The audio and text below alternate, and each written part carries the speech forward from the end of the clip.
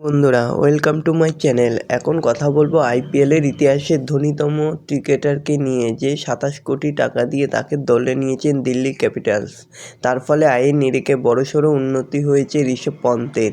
উপার্জনের তালিকায় বিরাট কোহলি ও রোহিত শর্মাদেরকেও পিছনে ফেলে দিয়েছেন তিনি। তো এরকমই সব খেলার খবর প্রতিদিন জানতে হলে আমার চ্যানেলটিকে অতি শীঘ্রই লাইক, কমেন্ট, সাবস্ক্রাইব করতে ভুলো না। আর বন্ধুদের মধ্যে প্রচুর পরিমাণে শেয়ার করে দাও, যাতে আমার 4000 ঘন্টা ওয়াচ টাইম খুব শীঘ্রই পূর্ণ হয়ে যায়। তো বন্ধুরা, ঋষভ পন্থ আয়ের দিক থেকে দেখতে গেলে বিরাট কোহলি ও রোহিত শর্মাদেরকেও পিছনে ফেলে দিয়েছেন।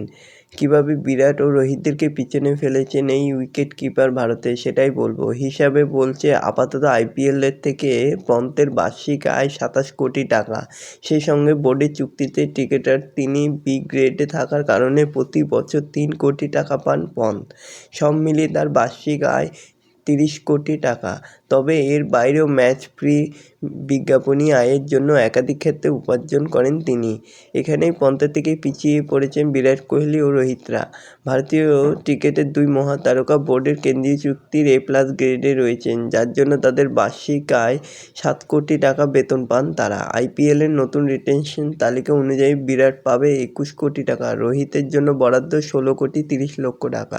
তার ফলে বিরাটের বার্ষিক আয় দাঁড়াচ্ছে 28 কোটি টাকা, রোহিতের আয় 23.3 কোটি। দুইজনের তবুও ঋষভ পন্থের থেকেও কম হচ্ছে হিসাব।